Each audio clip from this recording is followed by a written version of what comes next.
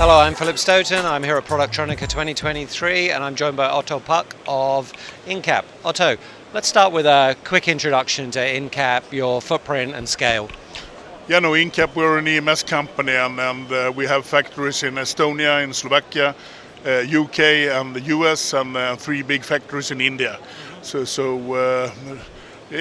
Last year we had roughly 270 million in revenue, and this year will be slightly less, but a nice company, decentralized, and we run it a little bit differently than most other EMS companies in the industry. That's nice, and interesting to hear you have such a strong Indian footprint. Is that something that was very strategic, something you came to very early?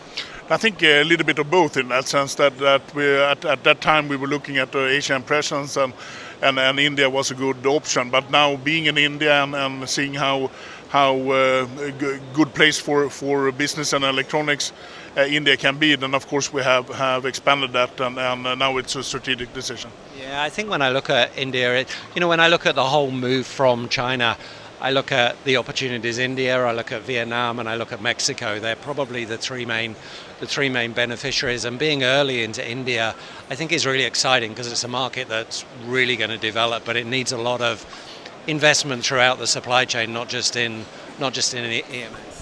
Yeah, no, for sure, but we see that now is coming as well. That both the Indian government have good programs for getting investors there, and also the industry is now growing with many big new factories coming to life. So it's an exciting marketplace to be in. Yeah, and the news that Apple were shifting some of their manufacturing there kind of might not be the only news, but it certainly shifts a bit of momentum, doesn't it? Yeah, for sure, but for me it's not a big surprise in that sense that India has had its challenges in that sense with bureaucracy and perhaps in the past with also some corruption and so on lower levels. But now the government have taken quite strong actions against that, and the environment is changing. And what India perhaps makes what makes India special is that it's the world's biggest democracy, and that you can't say on many of the other Asian countries where production is done. And I think in that sense it gives another security to investors, that in the end of the day that it's a state where there's a rule of law, and you can hope for how to say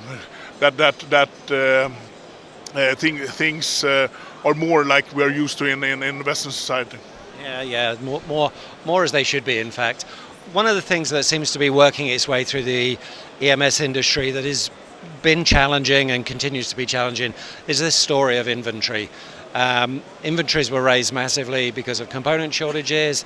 Those inventories are coming down. That's impacting the demand in the industry. How do you see that kind of bullwhip cycle? How do you see that effect working its way through the market and impacting you? Yeah, no, Incap clearly have been impacted. Our biggest customer, we are doing a big destocking exercise with them currently, and that have influenced us. But we don't see it so much in general with other customer segments. In most cases, I think still at least in the Incap's customer base, our customers, and we have managed quite well through that. So for us it's a little bit isolated, but it will be interesting to see. I think one thing is that components now are more and more available, and of course people are all carrying much inventory. But what that will now do to the market will be interesting to see. We have some tendency where we see our customers are more and more under price pressure.